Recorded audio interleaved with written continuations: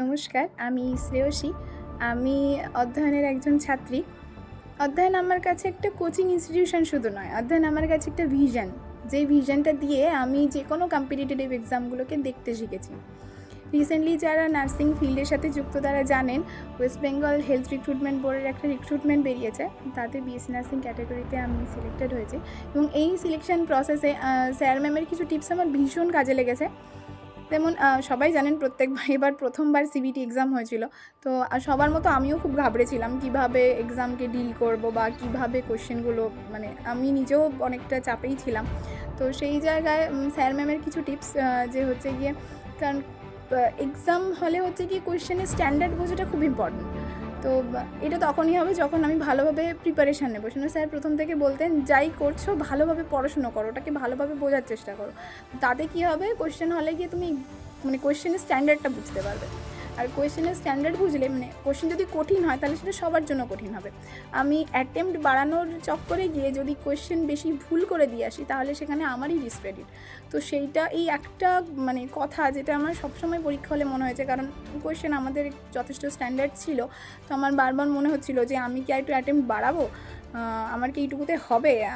আমিও পরীক্ষা দিয়ে যে খুব একটা স্যাটিসফাইড তা মনে হচ্ছিল না, যে কম করলাম, কিন্তু মনে হচ্ছে না, যে ভুল আমি যতগুলোই করি না কেন আমি ভুল কম করব। তো সেটা আমার খুব কাজে দিয়েছে। সত্যি অ্যান্সার কি বেরোনোর পর মিলিয়ে দেখেছি আমার ভুলের সংখ্যা মানে খুবই কম ছিল। যতগুলো আমি অ্যাটেম্প্ট করেছিলাম একদম ঠিকঠাক অ্যাটেম্প্ট ছিল আমার। তো এবং ইন্টারভিউর সময়ও স্যারকে জানিয়েছিলাম। তো স্যারও বলে দিয়েছিলেন মোটামুটি কীভাবে মানে ওই কনফিডেন্ট থাকা বা যেভাবে করে ইন্টারভিউ বোর্ডকে ফেস করা, সেটা স্যার বলে দিয়েছিলেন। তো এটা আমার খুব আমার ভীষণ হেল্প করেছে।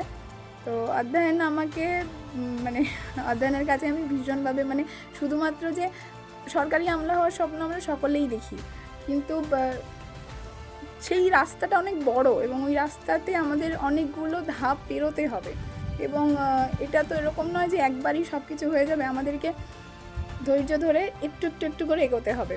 এই একটু এগোনোর জন্য যে এফোর্টগুলো দরকার, সেটাতে মানে সেই জায়গাতে না, ওই এফোর্টগুলো দিতে গিয়ে হয়তো আমরা অনেক সময় ফ্রাস্ট্রেটেড হয়ে যাই, কষ্ট হয়, মনে হয় আর পারছি না, আর পারবো তো, বারবার সেলফ ডাউট হতে থাকে। সেই জায়গাগুলোতে স্যার ম্যাম যেভাবে করে সবসময় পাশে থাকেন, যেভাবে করে সবসময় বলেন যে হবে, একটু করে এগোবে, হবে, হাল ছেড়ে দেওয়া যাবে না। তো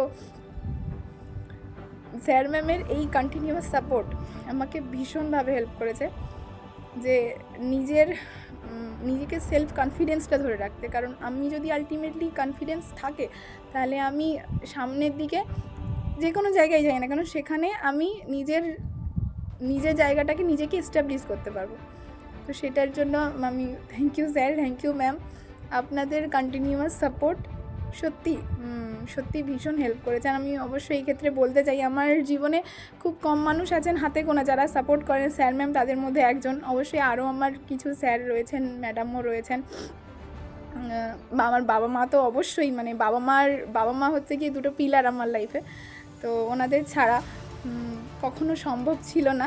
তো সকলকে অনেক অনেক অনেক ধন্যবাদ।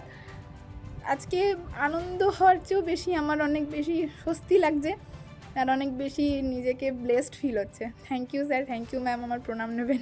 Thank you.